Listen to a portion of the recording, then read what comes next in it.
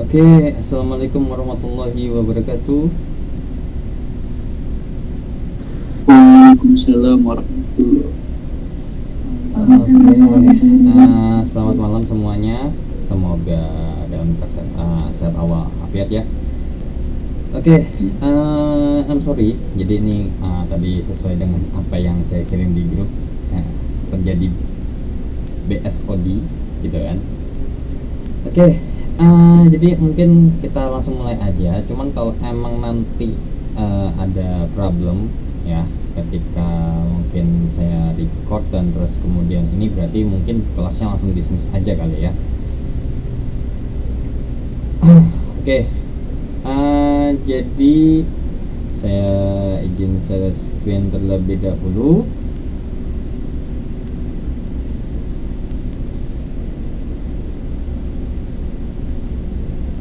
Udah kelihatan apa yang saya share? Udah? Oke. Oke, jadi di modul ke-6 ini ya terkait dengan asam basa.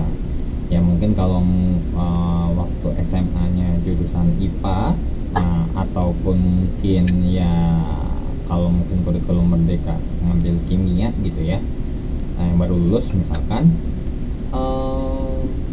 atau mungkin yang kurikulum 2013 dapat atau ambil apa namanya matkul peminatan kimia gitu. Oke, jadi nggak bakal asing sama asam dan basa yang sebenarnya ini dalam kehidupan sehari-hari ya pasti kita temui ya, apalagi di dalam tubuh kita sendiri ada asam ya, contohnya adalah asam klorida atau asam lambung gitu ya. Kemudian ketika kita bahas basa itu juga kayak misalnya penyakit asam lambung misalnya ini itu pakai obat mah ya, obat mah itu kan menetralkan asam gitu ya, makanya dia bersifat basa.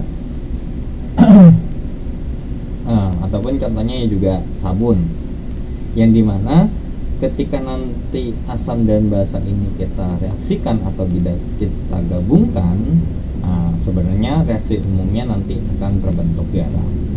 Ya makanya ketika di sini untuk model 6 sendiri mungkin yang saya bahas adalah asam, basa dan garam. Cuman semoga ketiga hal tersebut atau dua kegiatan belajar semoga terbahas dalam satu pertemuan kali ini. Oke, jadi di modul ke-6 ini kegiatan belajar pertamanya membahas terkait dengan definisi reaksi asam basa, kemudian terus kesetimbangan asam dan basa. Oke, langsung aja, mungkin ini saya pinggirin terlebih dahulu aja kali ya terkait dengan ini. Udah muncul belum apa yang saya share? Saya udah ini ya, layar putih paint. Ya udah Kak. Oke. Nah, jadi terkait dengan asam dan basa, yang dimana ketika kita bahas asam dan basa ini, ciri umumnya seperti apa sih kira-kira? Asam versus basa. Kira-kira ada yang bisa bantu?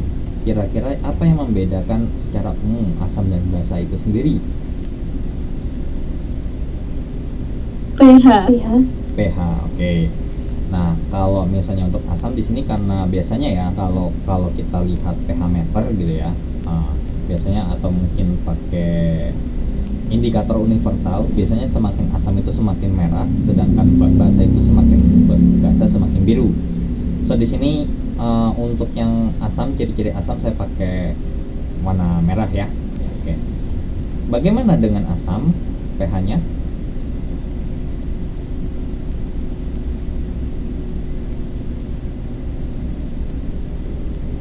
Kira-kira untuk asam pH-nya berapa?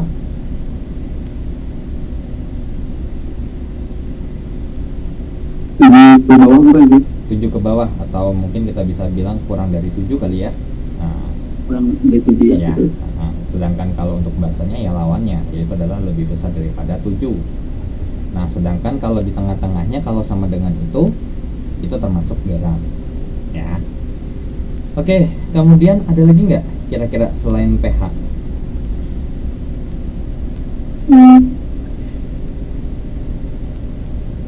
Apa sih Apa coba ya?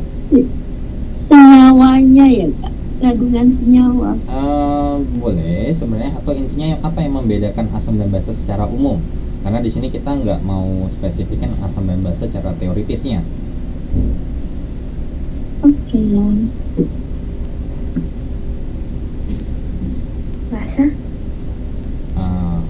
Ya kalau asam sama basa gimana kira-kira?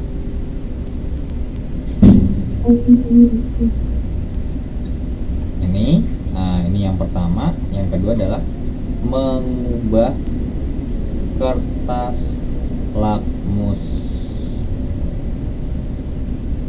atau membuat kertas lakmus menjadi warna menjadi merah. Sedangkan kalau misalnya untuk basa gitu ya, nah di sini definisi merah ini berarti kalau misalnya dia merah tetap merah, kalau biru berarti jadi merah gitu ya. Sedangkan kalau basa itu adalah jadinya adalah mengubah kertas lakmus, warna kertas lakmusnya ya, kertas lakmus menjadi warna apa? Warna biru.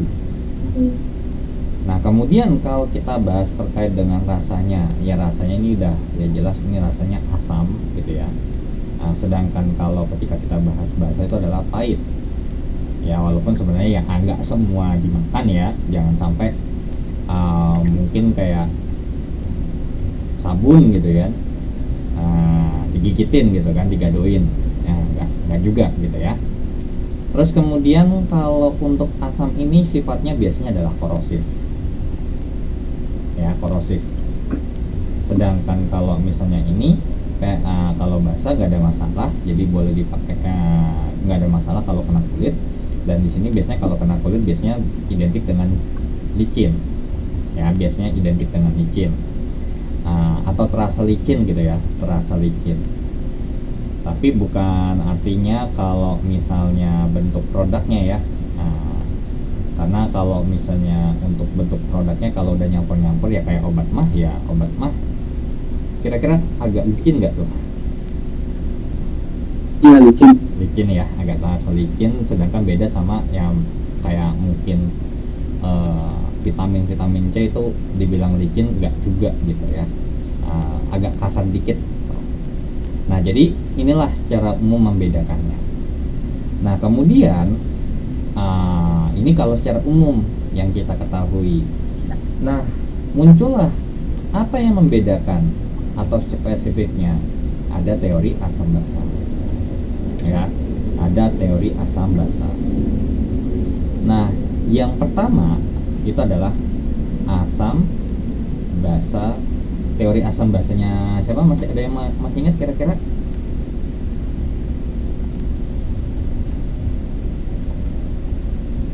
Ya, ada yang masih ingat? Ada berapa teori?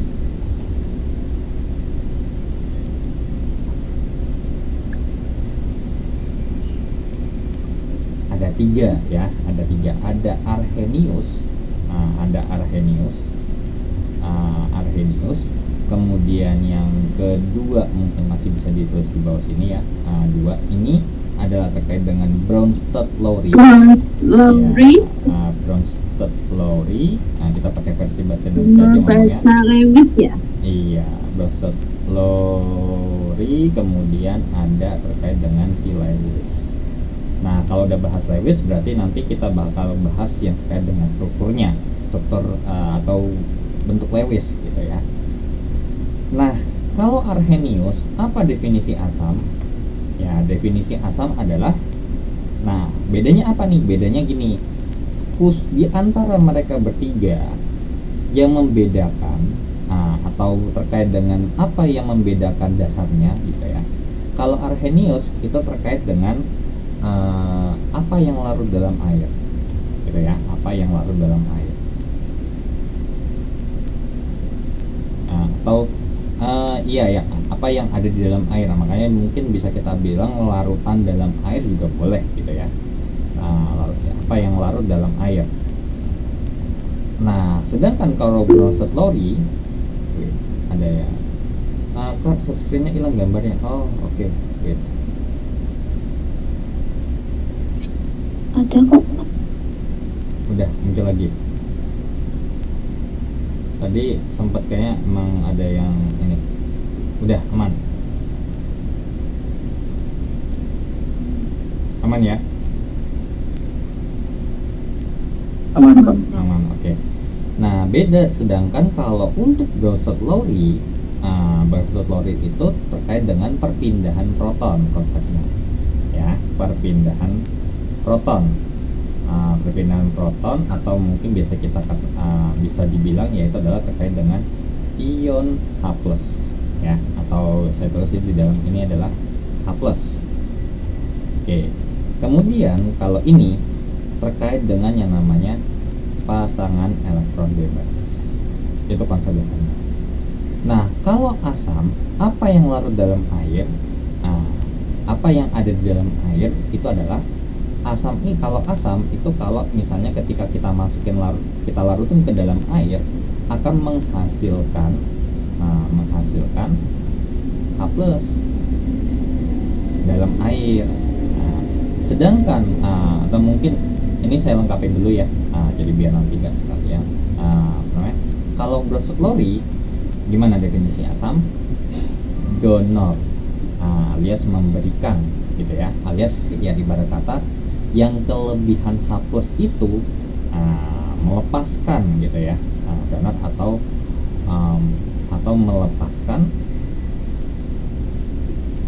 melepaskan H+, ya. Sedangkan kalau Lewis, apa yang definisi asamnya? Jadi ini beda, kalau ini donor H+, sedangkan ini akseptor atau menerima pasangan elektron bebas, ya, pasangan elektron bebas. Sedangkan kalau Arrhenius, definisi bahasanya sendiri itu adalah menghasilkan ion OH- dalam air atau ion hidroksida. Sedangkan kalau Bronsted Lowry ya udah jelas, yang kalau asam itu berarti mendonorkan atau melepaskan. Berarti kalau logikanya kalau mendonorkan itu berarti hanya nanti akan berkurang atau bertambah? Berkurang ya. Nah, tapi di sini dikasih konteks ya, dikasih notes bahwasanya di sini nanti harus satu H+ yang melepas. Jadi nggak boleh dua ya. Oke, ini untuk bahasa itu adalah terkait dengan akseptor atau menerima H+, satu H+ ya. Oke, yang artinya berarti nanti dia akan semakin banyak atom H-nya ya. Sedangkan kalau untuk struktur Lewis atau berdasarkan teori Lewis, kalau bahasa itu ya berarti adalah sebagai donor atau melepas yang namanya PEB. Nah, contohnya gimana? Nah, contohnya kalau misalnya Arrhenius nih, gampangnya kurang lebih seperti ini. Semisal kita punya HNO3 misalkan ya, untuk HNO3. Di sini saya bikinnya adalah larutan ya, karena ketika dia lelehan, karena ini adalah senyawa yang berikatan kovalen gitu ya. Ya walaupun sebenarnya ada ionnya, tapi kan ini terdiri dari unsur-unsur non logam kan ya. Karena berhubung kovalen, kalau emang harus bisa terurai atau bisa ada di air gitu ya, dia haruslah dalam bentuk larutan. Kalau dalam bentuk lelehan nggak bisa.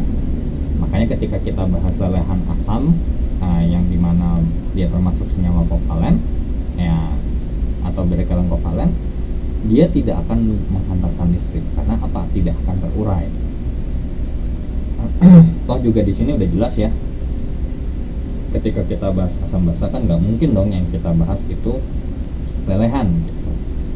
Ya dah, ini nanti akan terurai menjadi apa?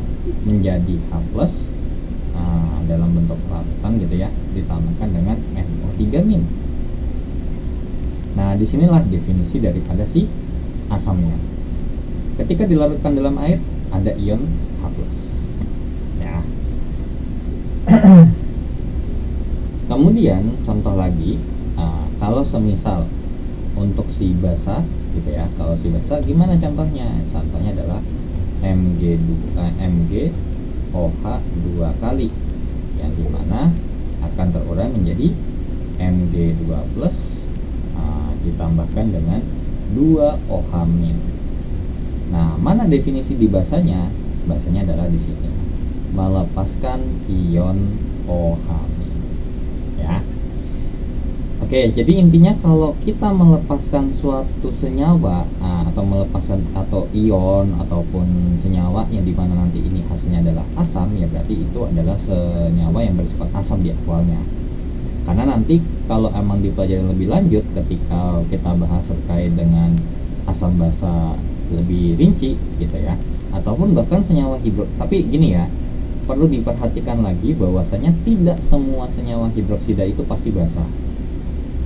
Ya, dalam unsur periode 3 ketika kita bahas unsur periode 3 terutama untuk transisinya itu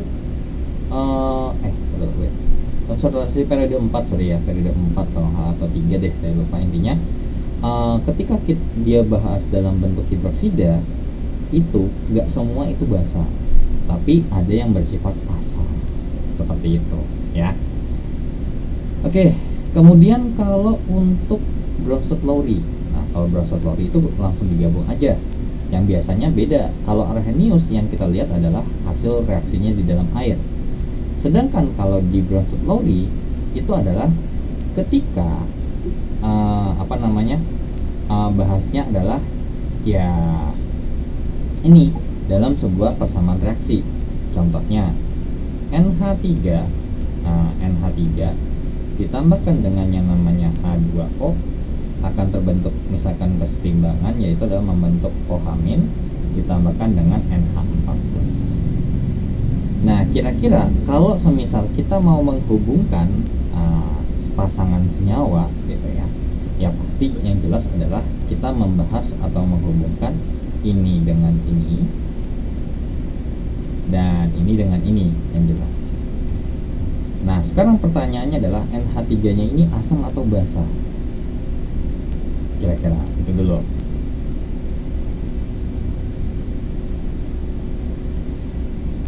Ya, kira-kira asam atau basa?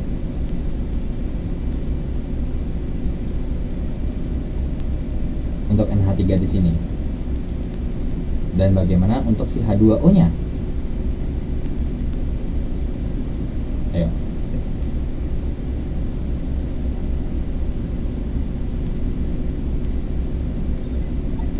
Kira-kira gimana nih NH3-nya?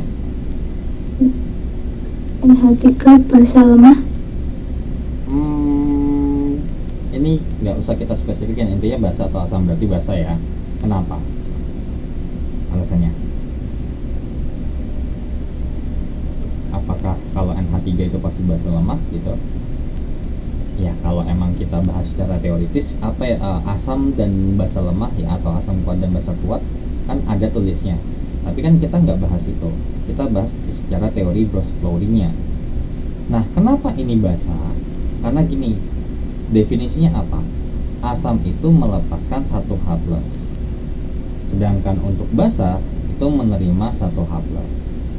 Nah, sekarang kalau kita lihat NH3 menjadi NH4+ itu kira-kira ada penyebabnya enggak? Atau tiba-tiba langsung bisa jadi NH4+? Kan enggak. Nah, apa tuh kegiatannya? H+-nya jalan dari sini ke sini. Nah, alhasil H-nya 3 kan di sini kalau NH3 terus H-nya nambah 1 jadi apa? NH4.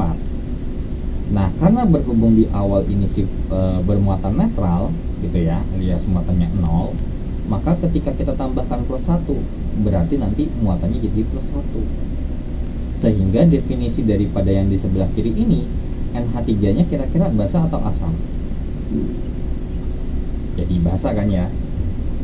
Nah, ini basa, sedangkan yang H2O-nya akan bertindak sebagai asam. Kenapa asamnya? Karena dia melepaskan satu H+ sehingga diberikan ke NH3, dan dimana nanti akibatnya adalah si H2O ini akan kehilangan satu H+ membentuk OH-. Ya, kurang lebih seperti itu. Nah, semisal karena berhubung ya bahwasanya ini reaksinya adalah kesetimbangan, bisa bolak-balik, so kita balik sekarang dari bacanya dari kanan ke kiri. OH- NH4+, siapa yang ngasih, siapa yang menerima? Yang ngasih si NH4+ nya ya, yang ngasih NH4+ nya, dan dimana si NH4+ nya ini karena melepas satu H+ jadi NH3, awalnya +1 dia jadi 0 karena berkurang 1 muatannya. Sedangkan kalau misalnya kita bahas si siapa, si OH-, kalau dibalik ya dia dapat H2H+ karena di sini muatannya -1 dan ternyata dapat +1, berarti logikanya adalah dia nanti membentuk sebuah senyawa yang netral ya. Makanya di sini kalau kita lihat berarti siapa yang asam, siapa yang basa. Nah, ini adalah basa. Nah, ini adalah basa, sedangkan untuk si NH4+ nya adalah bersifat asam. Jadi nanti dilanjutkan lebih dalam lagi atau lebih dituliskan lagi bahwasanya asam basa konjugasi gitu ya. Asam basa konjugasi siapa nih? Nah, di sini ya, sorry.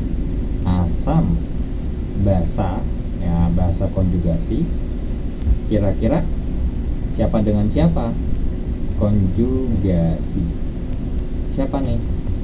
NH3 asam basa ya, berarti H2O dan OH-.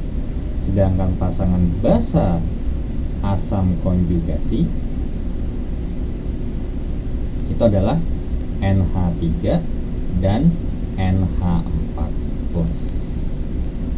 Nah, just info bahwasanya ketika kita bahas H2O, H2O ini adalah senyawa yang bersifat amfoter. Salah satunya ya, salah satu yang bersifat amfoter, yang dimana dia bertindak sebagai asam bisa. Dia kayak apa sih namanya, amfibi gitu ya. Bisa hidup di dua alam. Kalau amfoter itu berarti bisa bersifat sebagai asam iya, asam bisa, atau bertindak sebagai asam bisa, bertindak sebagai basa bisa. Nah, kenapa? Karena gini, kalau misalnya ini saya bikin H2O tadi, kalau misalnya saya bikin ke kanan dia nambah 1 H+, dan sedangkan kalau ke kiri berkurang 1 H+, ini tambah 1 H+, ini -1 H+, berarti kalau dia berkurang alias melepas, berarti apa kondisinya? Berarti dia bertindak sebagai asam. Ya, di sini bertindak sebagai asam, sedangkan di sini bertindak sebagai basanya. Nah, sedangkan kalau ketika kita bahas di sini menambah 1 H+, berarti ini nanti bertindak sebagai basa, sedangkan si H+ yang habis ini bertindak sebagai asam. Nah, apa dampaknya kalau kurang 1 H+? Jadi OH-, ya, jadi OH-, sedangkan untuk H2O kalau tambah 1 H+ jadi H3O+. Nah, sebenarnya ada lagi ya, banyak beberapa, yang dimana kalau misalnya dia suatu senyawa yang bisa melepas atau menambah 1 H+, atau ya baik mengurangi atau menambahkan, maka bisa kita katakan dia adalah senyawa yang bersifat amfoter, alias bisa bertindak sebagai asam dan basa di dalam waktu yang bersamaan ya. Sebenarnya nggak waktu bersamaan sih, karena di kondisi tertentu aja. Nah, jadi bisa jadi nanti dia bertindak sebagai asam di kondisi A, dan nanti dia bakal bertindak sebagai basa di kondisi B. Nah, sedangkan ketika kita bahas Lewis, gitu ya, maka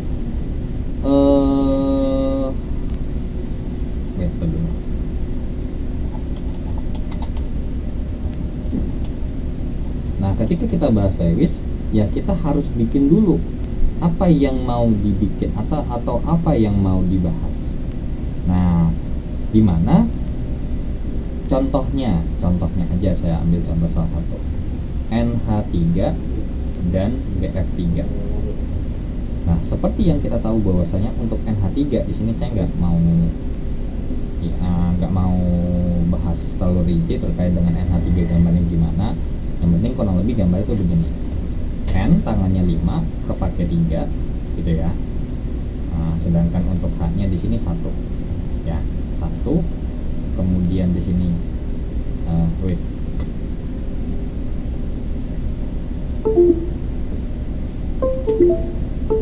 tes selesai masuk nggak? Atau mungkin ini Masuk. Oke, berarti ini emang apa namanya,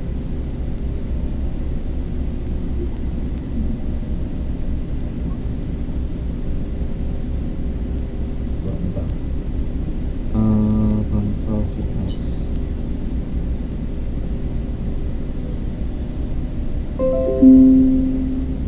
Sepertinya saya lupa pen lagi. Wait a minute. Nah, oke. Nah, NH3 nih, ketika kita bahas si NH3 ini sendiri, kan berarti nanti tangannya di bawah nih ketemu 1, sedangkan di kiri 1. Nah, sedangkan BF3 itu tangannya benar-benar persis 3. Nah, 1 2 3, sedangkan BF-nya nih butuhnya 1 nih, tapi saya gambar tangan yang dibutuhkan aja. Jadi nggak saya gambar 3 sisanya ya. Set. Nah, di sini ada nggak PEB? Ada kan? Nah, yang mana PEB-nya adalah yang ini. Ini adalah PEB. Nah, alhasil nanti dia bakal memberikan di sini.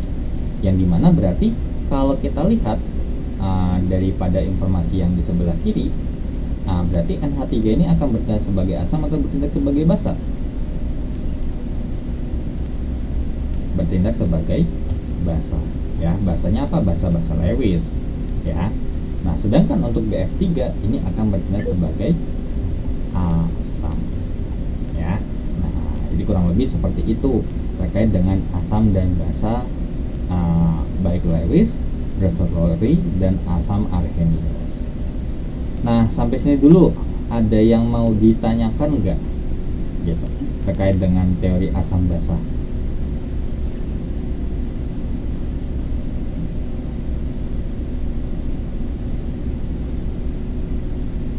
Nah, ini yang belum paham silakan bertanya, nggak apa-apa.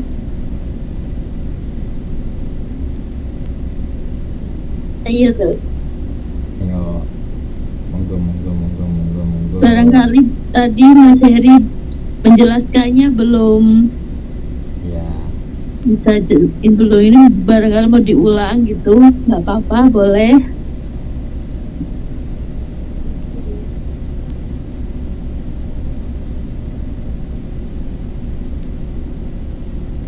kalau emang ini boleh, kalau emang nggak bisa mic-nya on boleh, nggak apa-apa. Nah, via kolom chat juga nggak apa-apa.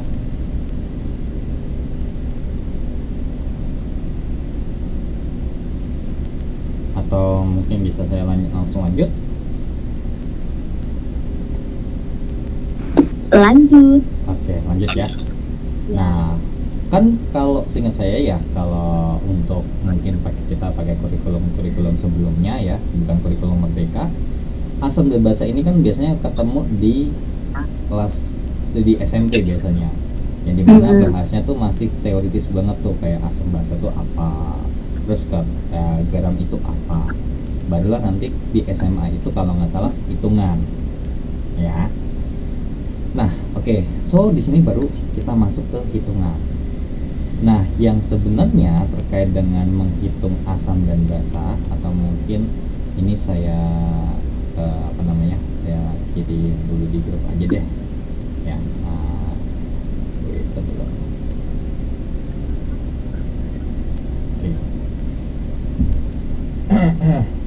Nanti aja deh, atau mungkin nanti boleh di ini aja Di screen. ya. Oke, itu dulu.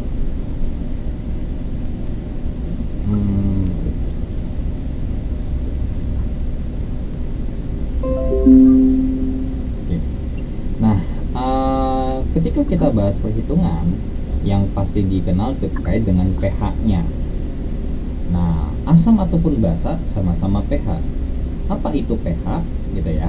Nah, terkait dengan derajat keasaman yang sebenarnya kalau kita mau tulis secara rumus, kalau kita bahas depannya P di sini, itu secara matematis udah terlintas otomatis kalau di kimia adalah min log.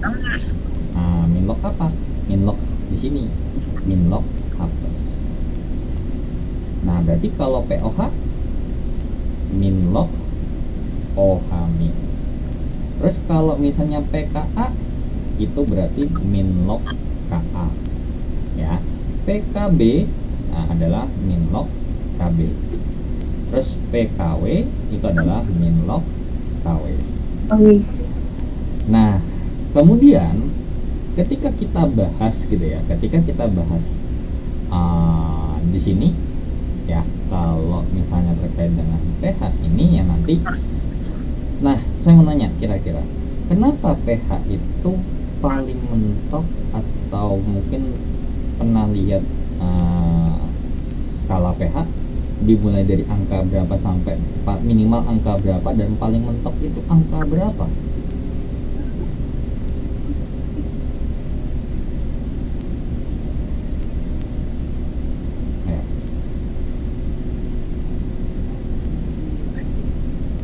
Paling kecil angka berapa, paling mentok angka berapa untuk skala pH?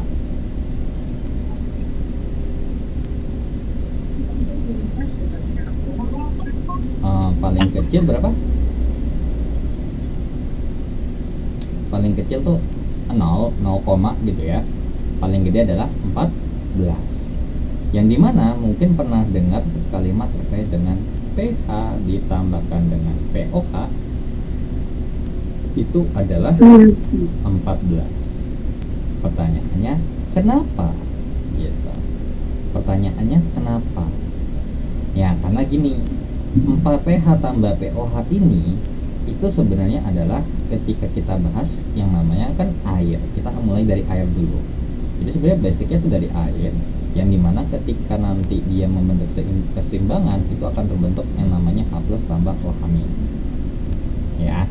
Nah, kemudian ketika kita bahas ini kan ada sebuah konstanta keseimbangan ya, yang dinamakan ini mungkin kita bisa konstanta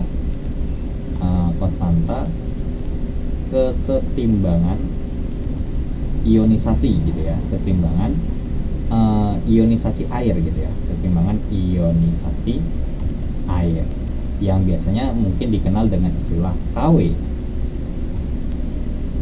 Nah, dimana kalau misalnya kita bikin ini kan, ingat ya, ini kan adalah liquid, ini api, ini aki. Nah, ketika kita bikin konstanta kesetimbangan, ingat dalam sebuah konstanta kesetimbangan itu ketika kita mau buat konstanta kesetimbangan, definisinya adalah ini kan konsentrasi nanti yang kita pakai. Konsentrasi produk dibagi dengan konsentrasi reaktan yang dipangkatkan masing-masing dengan koefisiennya. Berarti kalau kita tulis terkait dengan rumus KW, berarti sebenarnya ini tulisnya adalah konsentrasi H+ dikalikan dengan konsentrasi OH-. Kenapa konsentrasi H2O-nya kita hitung atau nggak ada? Karena apa? Dalam liquid. Ya, karena kita bahas yang dimana terkait dengan konsentrasi itu yang biasanya bisa berubah-ubah adalah dalam kondisi larutan. Jadi yang kita bahas adalah larutan ya. Oke.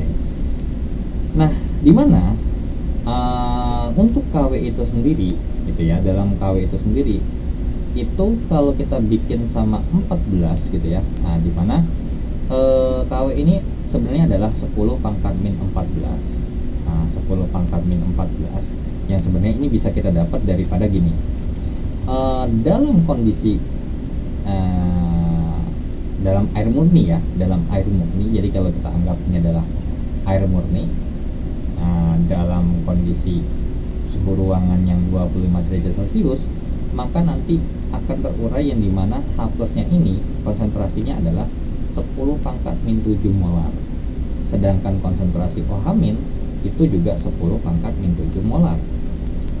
Nah, kalau misalnya kita hitung, berarti KW sama dengan 10 pangkat min 7 kali 10 pangkat min 7, berarti KW-nya berapa?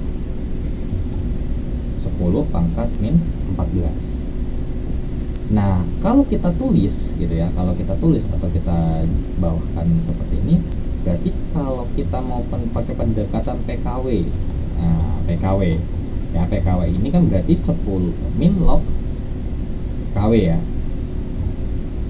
Nah, dimana PKW ini kan berarti apa, min log apa, min log KW, yang dimana ini hasilnya adalah berarti min log 10 pangkat min 14 sama dengan min log apa, H plus kali dengan OH min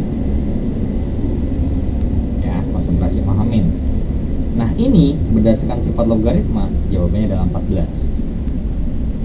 Nah, ini berdasarkan sifat logaritma kita jabarkan seperti ini.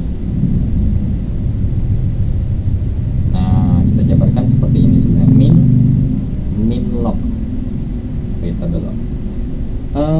Ini ditambah dengan min log OH min ya.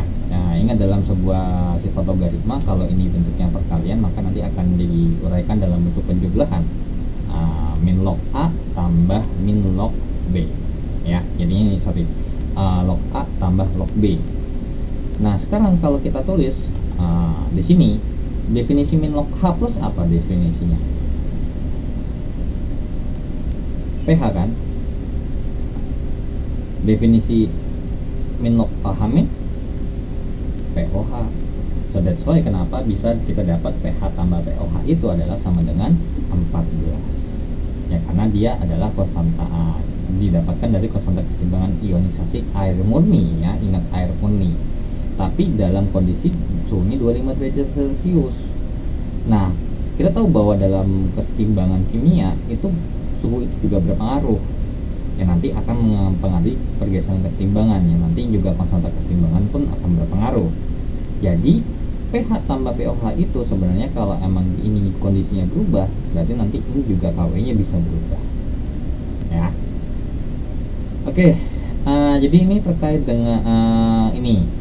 Nah, yang nanti akan kita spesifikkan gitu ya ketika ketika bahas asam dan basa ya, adalah yang membedakan, kan asam sama basa itu masing-masing ada berapa jenis?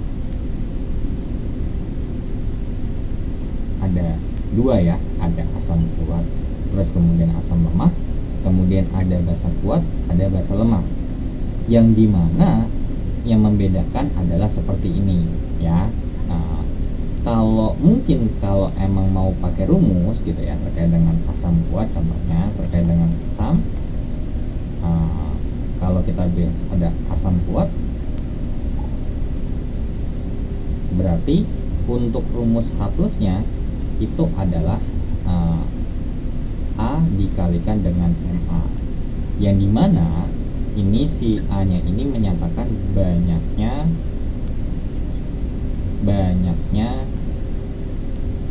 ion H plus ya, banyaknya H plus dalam si asam.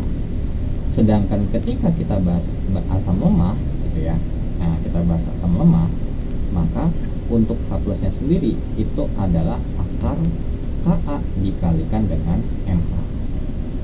Nah, kalau untuk basa itu juga sama, kebagi jadi 2, ada basa kuat, ada basa lemah. Yang dimana ketika kita bahas basa kuat itu berarti konsentrasi OH min yang kita hitung ya, bukan H plus. Makanya nanti ketika kita mau menghitung menghitung pH, ya otomatis yang kita hitung pOH nya dulu gitu ya. Oke. So berarti untuk OH min di sini adalah B dikalikan dengan N2. Nah, ini konsentrasi asam gitu ya. Ini konsentrasi asam. Ini konstanta asam ya, konstanta asam. Nah, kalau ini B-nya berarti banyaknya OH min. Sedangkan ini itu adalah konsentrasi basa, ya, konsentrasi basa. Sedangkan kalau kita mau kalau terkait dengan OH- yang basa lemah, ya rumusnya kalau emang mau berumus ya langsung aja KB dikalikan dengan MB. Nah, dimana ini adalah konstanta basa. Yang sebenarnya ini ada alasannya kenapa kok bisa dapat rumus seperti ini untuk yang lemah. Jadi kalau misalnya kalau saya pribadi ya, kalau saya pribadi biasanya untuk terutama untuk asam kuat ataupun basa kuat yang sifatnya kuat-kuat ini, karena ini akan terionisasi sempurna gitu ya kalau kuat, sedangkan kalau lemah tuh terionisasinya di antara 1 sampai 0 ya. Nah, ini juga alfanya adalah ini, jadinya nggak terurai sepenuhnya. Nah, itu ada caranya. Kalau untuk basa kuat sama asam kuat ini saya nggak pakai rumus, saya lebih membiasakan terkait dengan yang namanya uraikan dan lakukan secara stoichiometry. Nah, nanti tinggal kalau emang udah biasa secara stoichiometry gitu ya, secara stoichiometry bisa dicepetin gitu ya, atau bisa tahu mana yang perlu dicepetin mana yang enggak. Nah, nanti ketika kita bahas ini itu bisa lebih enak aja, bisa lebih cepat aja ngerjainnya kalau emang paham mana yang bagian yang bisa dicepetin, mana yang enggak, seperti itu ya. Oke, misalkan contoh sebenarnya di sini ada nggak contohnya? Oke, mungkin di sini bahas penurunan rumus aja kali ya. Nah, jadi ketika kita bahas yang namanya basa kuat gitu ya, atau basam kuat ataupun basa kuat, ya karena dia terurai sepenuhnya gitu ya. Jadi kayak ibarat kata mungkin let's say bahwasanya ada, ini mungkin saya hapus saja kali ya. Nah, jadi biar setidaknya udah tahu ya kenapa hubungannya begitu.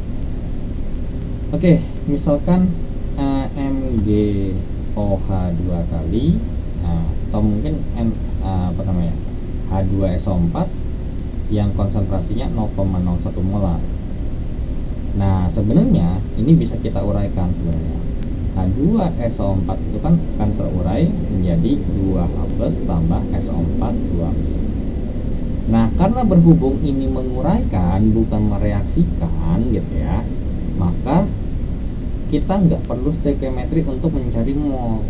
Nah, jadi kita bisa lakukan stoichiometry biasa dengan konsep yang dimana ini kita anggap dia sebagai sebuah konsentrasi. Jadi kalau di sini saya taruh 0,01 gitu ya. Nah, ini awalnya belum ada, dan karena berhubung terurai sempurna, jadi habis nih. Berarti reaksinya adalah 0,01, ini 0,02, ini 0,01. Ingat, perbandingan mol sama dengan perbandingan koefisien ya. Nah, itu juga bisa berlaku nih di bagian sini, karena apa? Volumenya sama kan. Ya udah, berarti ini akan 0,02, 0,01. Nah, yang dipakai yang mana? Yang dipakai perhitungan pH-nya ya yang ini. Ya udah, langsung kita masukin. Berarti pH sama dengan min log H+. Berapa konsentrasi H+-nya? 0,02. Berarti min log 2 kali 10 pangkat min 2. Maka pH-nya adalah 2 dikurangkan dengan log 2.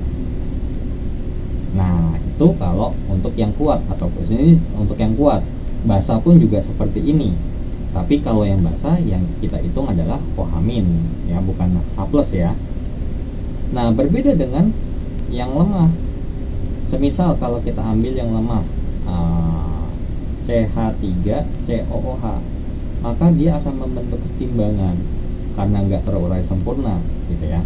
Nah, saya ambil COOH 0,01 molar.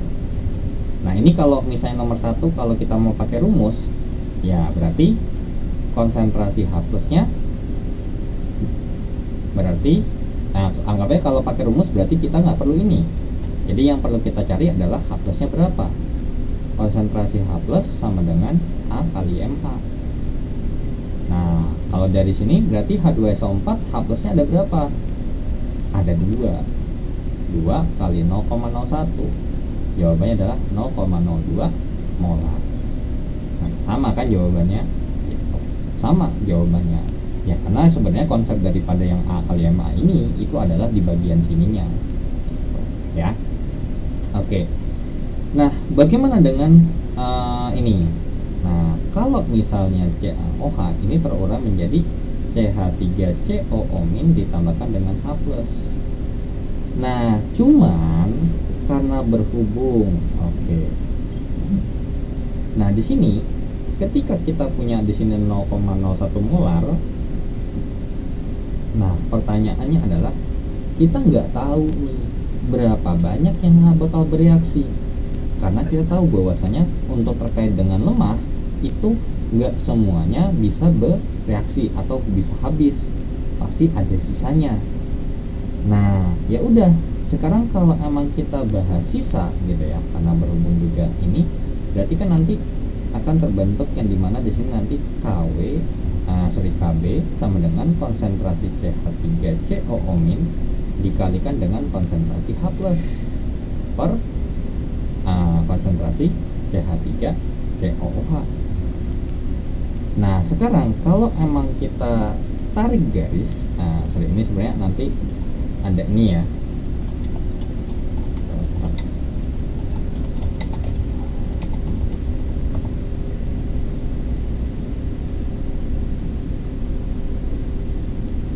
Oke.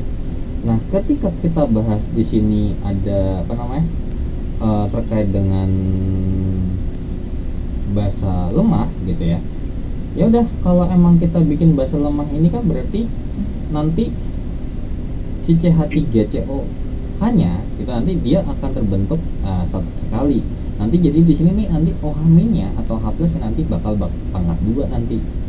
Ya, dimana KB-nya ini kan kita nggak rubah nih. Dari sini kan berarti KB. Nah, cuman masalahnya adalah ini sama ini kira-kira reaksi hasilnya sama enggak? Gitu. Ya. Nah, ini kira-kira ini sama ini kan ya sebenarnya kurang lebih sama nih. Ya, nanti reaksinya setara sama-sama H+. Tapi kalau kita runtut lebih lanjut lagi, kalau misalnya kita tahu bahwasanya alfa atau derajat ionisasi itu rumusnya adalah terurai per mula-mula. Gitu ya. Nah, berarti kalau yang terurai adalah alfa kali mula-mula 0,01 berarti kita hitungnya. Nah, di sini ada alfa kali 0,01 kan gitu ya. Kemudian nanti ini akan terurai 1 kurang alfa kali 0,01 molar. Yang ini terbentuknya berapa? Apakah alfa kali 0,01? Enggak, karena berhubung di sini kita anggap adalah sesuatu yang sangat kecil gitu ya, alias yang bereaksinya ya nggak jauh beda dengan apa yang ada di sini gitu. Ya, tapi yang pasti bisa kita katakan ini sama ini pasti sama nggak? Ketika kita bahas di bagian sini dengan bagian sininya, ya pasti sama dong ya kan? Karena apa? Ya karena koefisiennya di sini pasti sama nih konsentrasinya. Ya udah, KB sama dengan konsentrasi H+ kali dengan konsentrasi H+ per konsentrasi ini saya kasih namanya MA. Ya udah, berarti rumus KB ini KA ya, sorry ya, ini KA. Nah, berarti konsentrasi H+ kita pangkatin 2 per MA, yang dimana konsentrasi H+ dipangkatkan 2 itu sama dengan KA dikalikan dengan MA. Berarti konsentrasi H+ nya akar kuadrat daripada KA dikalikan dengan MA. Ya. Nah, kalau misalnya di sini mau pakai alfa, nanti dihubungkan dengan alfa, ya nanti masukin alfanya. Dan nanti bakal ada hubungan baru terkait dengan antara alfa dengan KA. Ya nanti rumusnya tuh ada sendiri. Ya, nanti rumusnya tuh ada sendiri. Oke. Nah, makanya kalau untuk yang basa lemah ataupun asam lemah ya bolehlah kalau menghafal rumus gitu. Nah, apa namanya ya nggak ada masalah, orang rumusnya juga pendek gitu kan ya. Nah, kalau mau ngapalin ya monggo ya. Oke, so berarti sampai sini ada yang mau ditanya dulu terkait dengan perhitungan pH baik asam lemah, asam ataupun basa, ini belum masuk garam loh ya.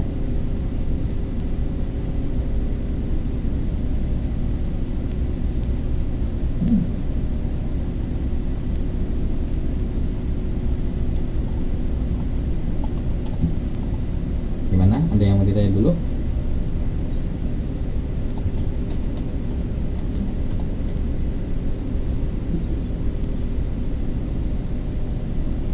Ya, ada yang mau ditanya terlebih dahulu tidak?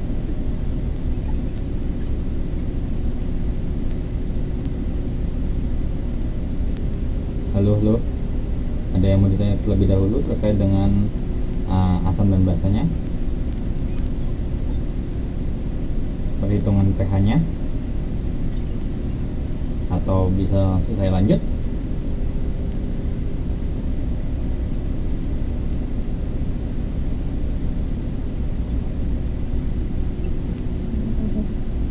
Lanjut aja ya. Oke. Nah, ketika kita bahas asam dan basa, barulah nanti di sini lanjutannya adalah terkait dengan yang namanya garam. Kenapa? Karena ketika kita bahas asam tambah basa atau reaksi asam dan basa gitu ya, reaksi asam dan basa, dia mempunyai yang namanya reaksi umum ya, dimana asam itu ditambahkan dengan basa akan menghasilkan apa? Garam ditambahkan dengan air. Nah, dapat dari mana nih airnya? Ya karena ketika kita bahas HCl semisal untuk asamnya, sedangkan untuk si basanya adalah contohnya adalah MgOH 2 kali. Nah, kira-kira akan terbentuk garam apa kira-kira? Ya sebenarnya kalau emang udah biasa ngerti nih, ya ini tahu hasilnya adalah magnesium klorida gitu ya. Nah, cuman caranya gimana? Nah, caranya adalah ya si HCl ini kan nanti akan terurai, kalau ketika kita campurkan akan terurai menjadi H+ tambah Cl-. Sedangkan kalau untuk MgOH 2 kali akan terurai menjadi Mg2+ dengan 2OH-. Berarti nanti di bagian merah akan ini ketemu dengan yang ini gitu ya. Sedangkan ini akan bereaksi dengan yang ini.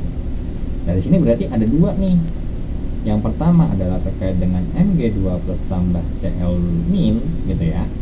Berarti akan terbentuk apa? MgCl2, karena di sini Cl-nya butuh 2 ya. Sedangkan kalau untuk H+, berarti H+ tambah dengan 2OH- supaya membentuk senyawa yang netral, H+-nya butuh 2. Nah, H+ tambah OH- itu terbentuk H2O. Karena sama-sama muncul 2, berarti nanti H2O-nya akan terbentuk 2 kali atau ada 2 molekul air lah ya. Makanya di sini kita katakan bahwasanya ini ya, si H+ kalau tambah OH- jadinya H2O. Nah, makanya kenapa di sini bisa ada air. Nah, berarti jadinya apa? Berarti jadinya adalah MgCl2 plus 2H2O ya. Nah, oke, jadi ini udah pasti setara nih kalau kita kerjanya begini. Tapi kalau tadi kita ngerjainnya adalah ini MgCl2, berarti ini HCl-nya di sini kita tembak ya. Ini kita butuh 2. Nah, ini kita butuh 2. Kemudian ada lagi ya, enggak, udah ya, pas. Cl- sama H+ sama-sama butuh 2, jadinya di sini adalah 2 HCl. Nah, jadi kurang lebih seperti ini. Tapi enggak semua ya, menghasilkan air. Jadi tapi cuman di sini saya mau jelasin bahwasanya kenapa kok bisa ada air. Ya karena ada ion H+ ditambah bereaksi dengan OH- ya. Oke. Nah, baru ketika kita bahas garam ya, ini langsung mungkin ke KB2 aja sekaligus. Yang dimana ketika kita bahas asam dengan basa, ketika kita reaksikan akan membentuk sebuah garam, maka nanti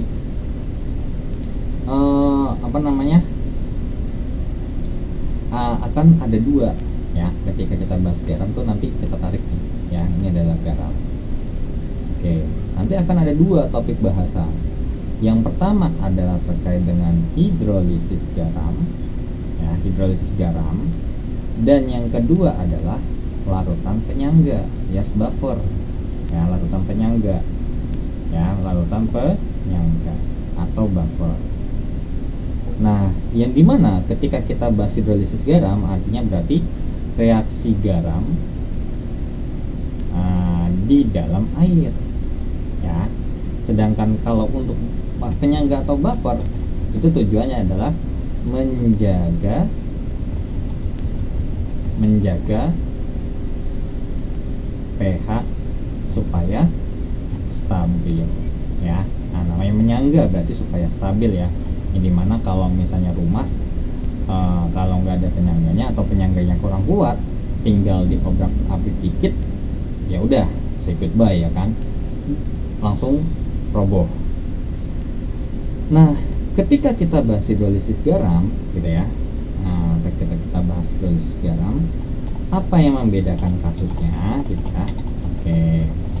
Nah, jadi bedanya adalah kalau di hidrolisis garam, ya, ketika kita bahas hidrolisis garam ini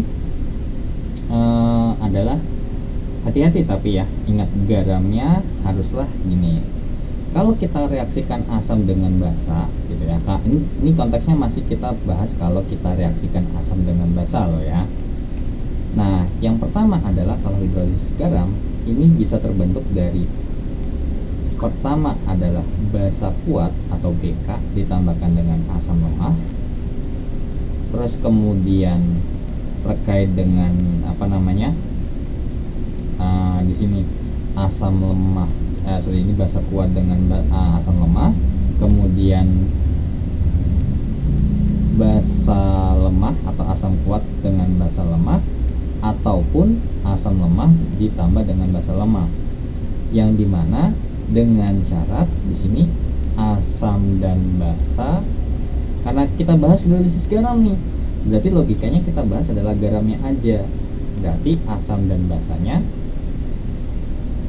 tidak bersisa, ya, alias sisa garam doang nih, cuman ada garam, gitu ya, cuman ada garam, ya, cuman ada garam.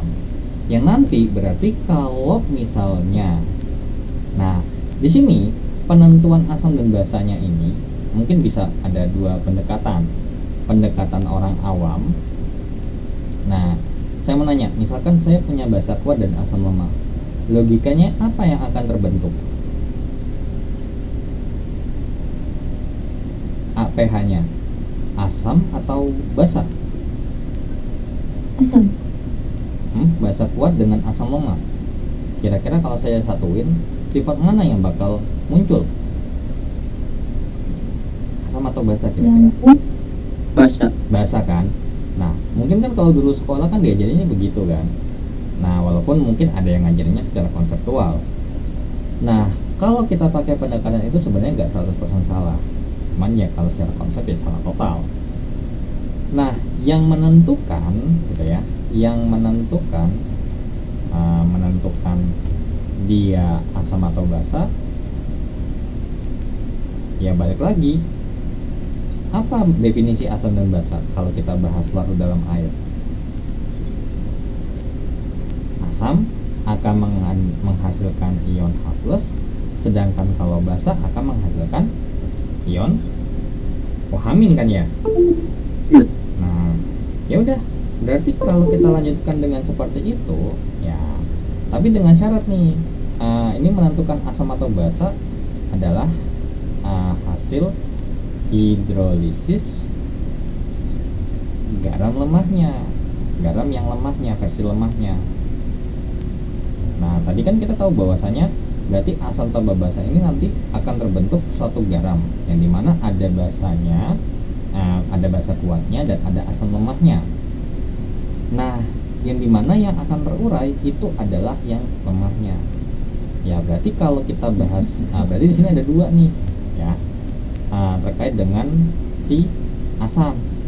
Kalau si asam, semisal contoh saya ambil bahwasanya Nah, saya ambil contohnya untuk pertama adalah CH3COONA. Ini garam ya. Nah, kan akan terbentuk yang namanya akan terurai menjadi CH3COO- ditambahkan dengan Na+. Kira-kira mana yang bagian mana garam yang menunjukkan sisi lemahnya?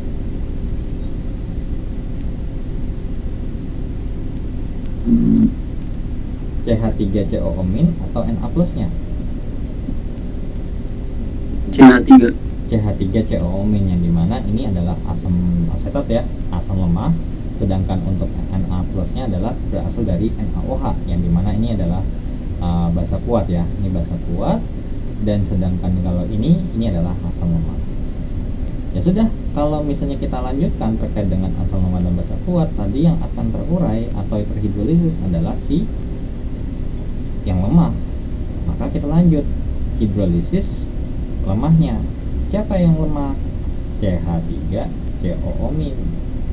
Gimana ya reaksinya? Berarti CH3COO- ini nanti akan bereaksi dengan yang namanya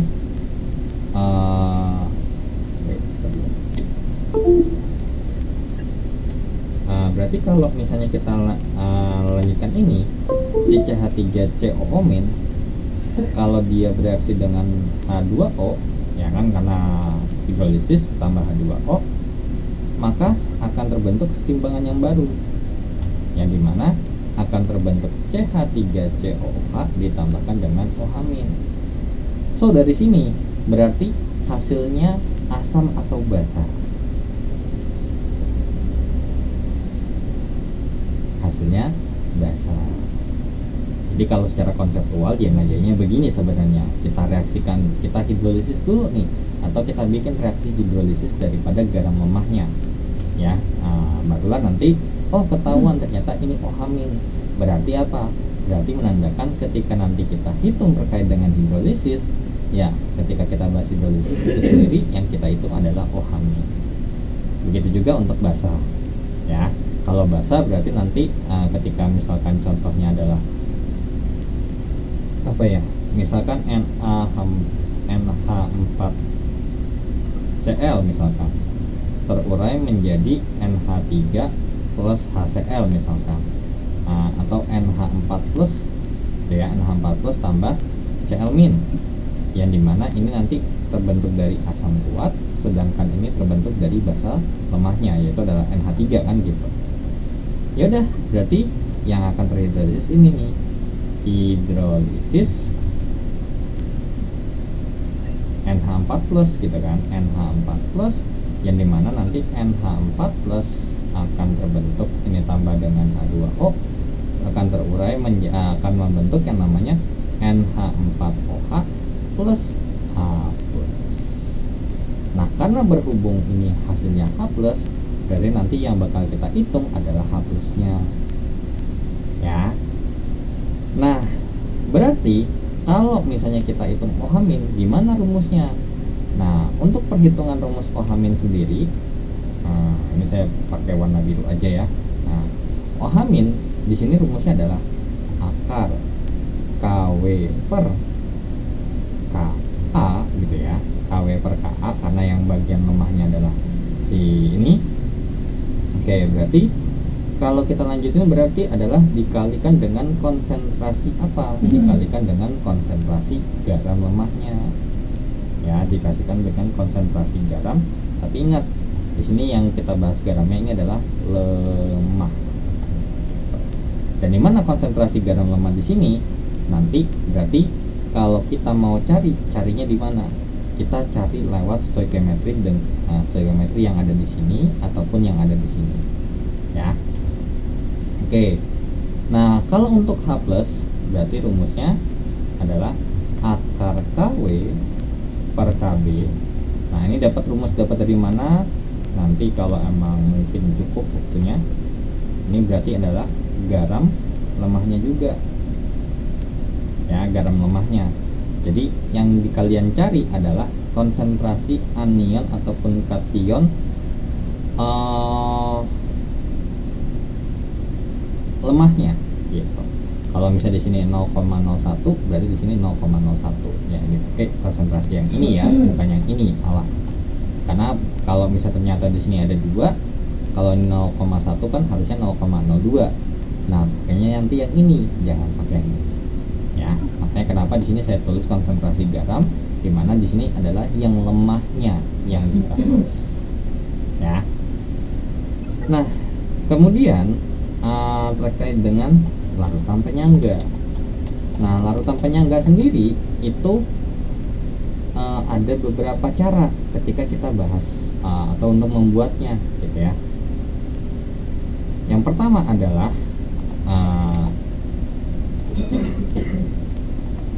adalah kita reaksikan atau kita gabung, di mana si mencampurkan asam lemah, gitu ya. Oke, mungkin saya pindahin di sini aja kali ya. Yang pertama adalah menggabung dengan mereaksikan asam lemah ditambahkan dengan garam yang mengandung basa konjugasi. Ya, basa konjugasi. Basa konjugasi itu yang tadi kita bahas Bronsted-Lowry, gitu ya. Kita bahas Bronsted-Lowry. Kemudian kalau ketika kita bahas basa lemah, gitu ya, bisa nggak terbuat dari basa lemah? Bisa. Sebenarnya ketika kita bahas basa lemah, ya berarti kita harus gabungkan dengan yang namanya garam yang mengandung asam konjugasinya. Ya, asam konjugasinya. Nah, yang ketiga di sini adalah mereaksikan. Ya, mereaksikan dengan apa? Mereaksikan adalah asam kuat plus basa kuat. Ya, ini pasti pH-nya netral, ya kan? Dengan konteks yang dimana ya kalau ketika kita reaksikan asam dan basa kuat, ya harusnya adalah terbentuk senyawa yang bersifat netral, ya.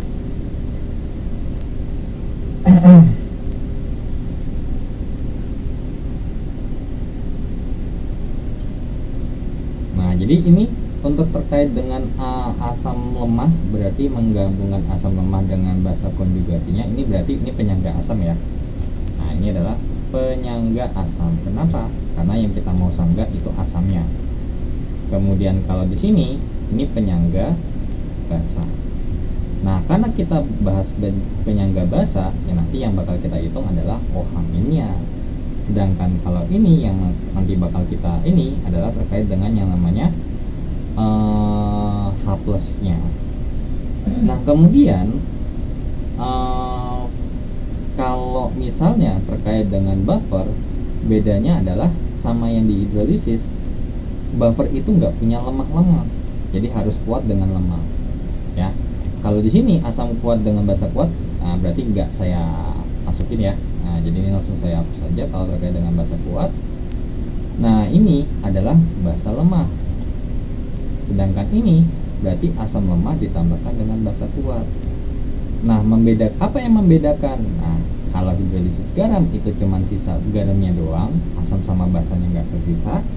Tapi kalau untuk asam kuat dengan basa lemah supaya dia membentuk buffer, maka ya di sini saya kasih keterangan. Mungkin ini saya tukar aja, ya.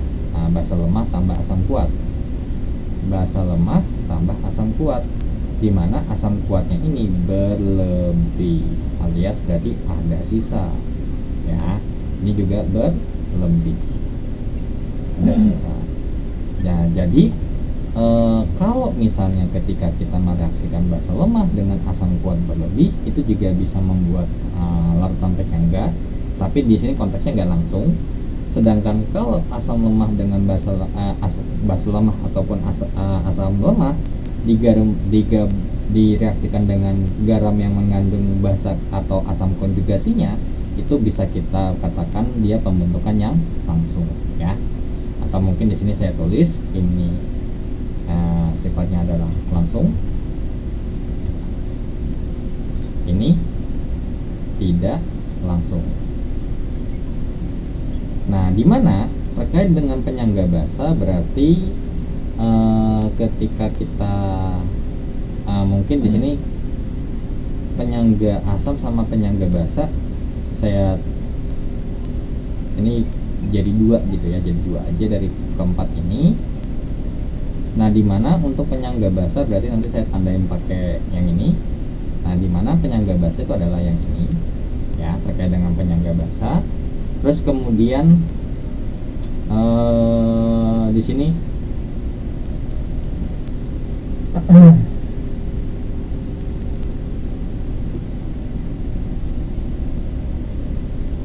nah, ini adalah terkait dengan basa lemah sama asam kuat berlebih. Nah, kalau kira-kira kalau basa kuat dengan asam ini kira-kira akan terbentuk asam atau basa kira-kira?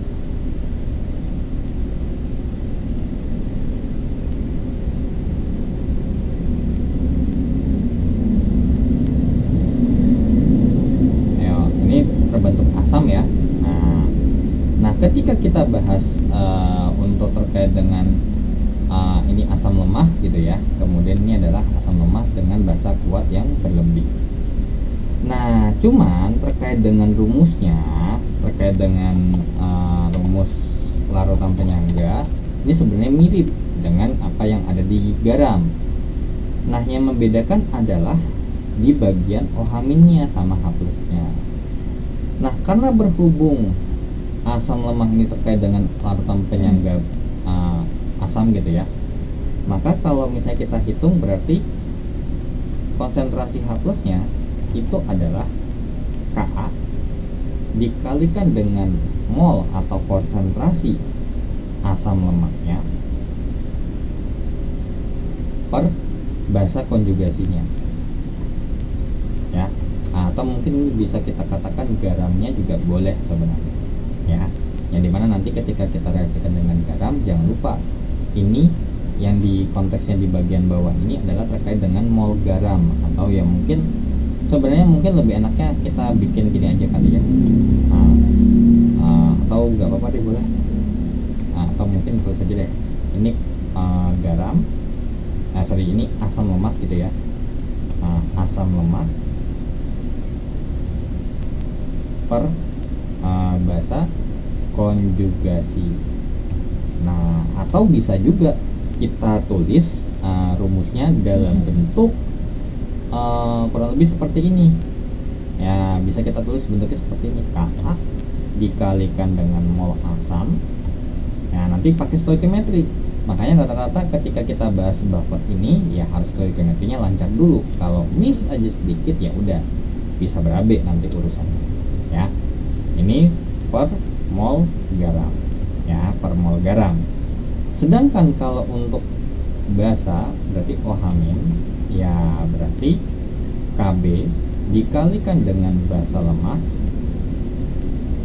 per asam konjugasi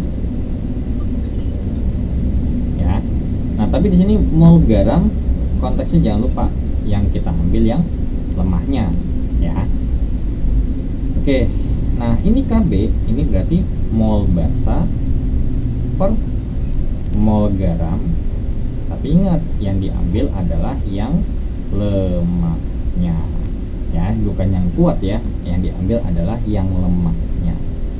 Atau bisa kita katakan ya, kalau nanti kita uraikan ya udah mana yang lemah, karena kita tahu bahwasanya kalau CH3COONa ini kalau misalnya kita uraikan CH3COO- tambah dengan H+ gitu kan, ini kan kita tahu bahwasanya ini kan CH3COOH gitu ya. Nah, ketemunya sama apa nih? Nih di sini nih, ya kan? Kan ini adalah garam misalkan ya, atau mungkin ya tadi asam lemah. Nah, ketemu sama garam. Nah, sekarang CH3COOH itu kira-kira kalau kita bikin basa konjugasinya apa? Berarti dia harus berkurang 1 H+ kan, supaya dia bertindak sebagai asam. Nah, ketika dia bilang ini jadi asam, ini jadi basa konjugasi gitu ya, basa konjugat. Nah, berarti CH3COO-. Nah, ada nggak CH3COO- di garamnya? Nah, karena ada, berarti ini bisa kita katakan larutan penyangga. Karena bisa jadi ketika kita bahas konteks soal ternyata nggak nyambung nih antara garam dengan asam lemahnya. Jangan-jangan garam yang di sini itu nggak mengandung basa ataupun asam konjugasi dari apa yang direaksikan di sini, asam lemah ataupun basa lemah, seperti itu ya. Makanya di sini ketika kita bahas basa konjugasi, berarti di sini mol garam yang lemah gitu ya. Oke. Nah, ini terkait dengan garam. Ketika kita bahas garam nanti akan ada dua nih, hidrolisis dan buffer. Nah, sebenarnya ada satu lagi nih terkait dengan titrasi. Nah, cuman terkait dengan titrasi sendiri sebenarnya kalau saya bahas terkait dengan terkait dengan namanya titrasi itu ya sebenarnya nyampur juga. Ya, yang jelas bahwasanya ya kalau emang kita mau menetralkan, biasanya lebih ke titrasi itu menetralkan. Ya berarti nanti ketika kita bahas titrasi gitu ya, titrasi asam basa gitu ya, titrasi asam basa, maka ketika kita bahas titrasi asam basa ini, maka yang ini kalau kita kondisinya bahasnya adalah penetralan, berarti konsepnya apa? Konsepnya adalah mol asam atau misalnya konsentrasi H+ itu pasti sama dengan konsentrasi OH ya. Oke. Ataupun ya sebenarnya bisa mau tulis mol asam sama dengan mol basa juga boleh gitu ya. Mol basa juga boleh. Jadi harus sama nih, cuman mungkin lebih enaknya yang di sini ya, konsentrasi H+ itu sama dengan konsentrasi OH-. Nah, nanti bagaimana cara membuatnya ya udah nanti tinggal dilihat aja terkait dengan misalnya untuk mencari H+-nya itu gimana. Yang balik lagi nanti ke asam kuat kah, asam lemah kah, OH- itu nanti tergantung basa kuat kah atau basa lemah. Yang dimana ketika kita bahas titrasi asam basa gitu ya. Oke.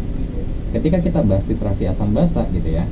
Nah, titrasi asam basa sebenarnya adalah penggabungan atau menggabungkan antara asam dengan basa, yang dimana ini kurang lebih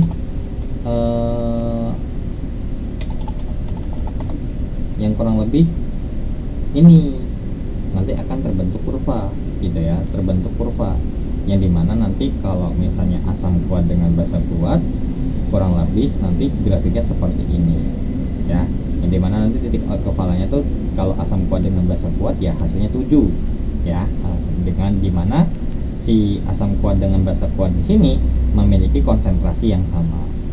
Nah, dimana ketika kita bahas proses titrasi nanti akan ada ininya, ada pipet di sini, dan kemudian nanti di sini adalah yang kita nggak tahu nih, nanti kita punya V tapi kita nggak tahu konsentrasinya berapa, sedangkan di sini itu kita punya V-nya juga dan kita juga punya konsentrasinya berapa.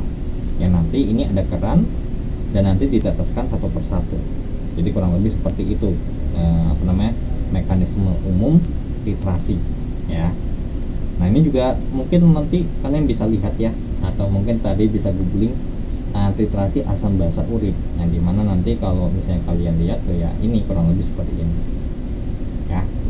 Ini terkait dengan kurvanya seperti itu. Oke, so dengan begitu ada yang mau ditanyakan nggak sejauh ini?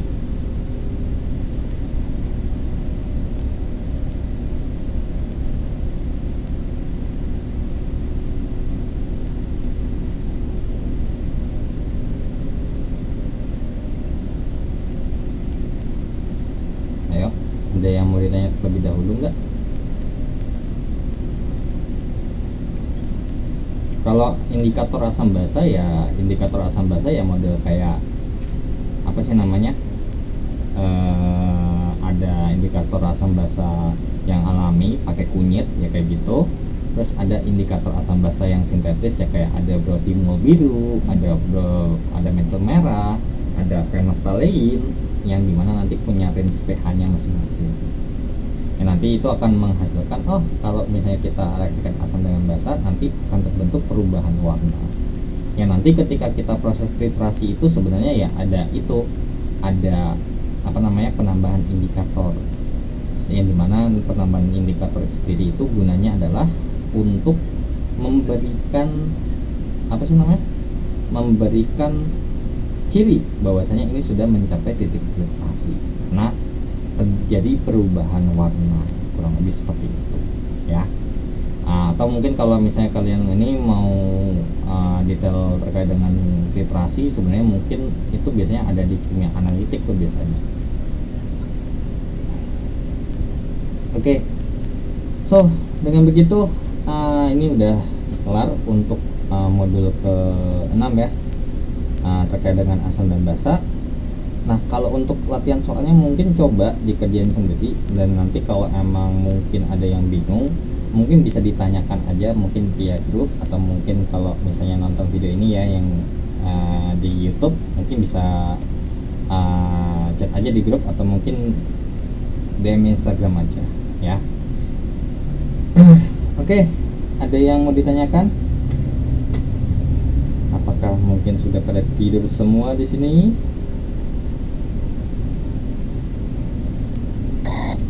Pak. Belum. Oke. Nggak ada yang mau ditanya Mas Fikri? Sudah cukup. Sudah cukup. Yang lain? Udah cukup Pak. Oke, udah cukup ya. Kalau begitu mungkin saya tutup aja ya untuk diskusi kali ini. Sorry ya tadi ada sedikit trouble, kayak emang mungkin nggak tahu kenapa ya, kadang kalau lagi ini entah mungkin kompabilitasnya ada yang nggak pas gitu ya. Oke, so dengan begitu saya ucapkan terima kasih bagi yang sudah join ya, baik yang live tadi di ini di pertengahan gitu ya, karena ada yang keluar juga di pertengahan, dan yang sudah join sampai akhir saya apresiasi. Mungkin walaupun ada yang mungkin ada yang ketiduran gitu ya, nggak ada masalah, ya udah nggak apa-apa, nanti bisa cek di rekamannya di YouTube. Oke, dengan begitu saya dulu untuk pertemuan kali ini, pertemuan ke-5 ya, dan nanti kita akan lanjut, insya Allah akan ketemu lagi minggu depan. Dengan begitu saya tutup. Wassalamualaikum warahmatullahi wabarakatuh. Selamat malam, selamat beristirahat. Waalaikumsalam warahmatullahi wabarakatuh. Terima kasih Kak. Iya, terima kasih kembali.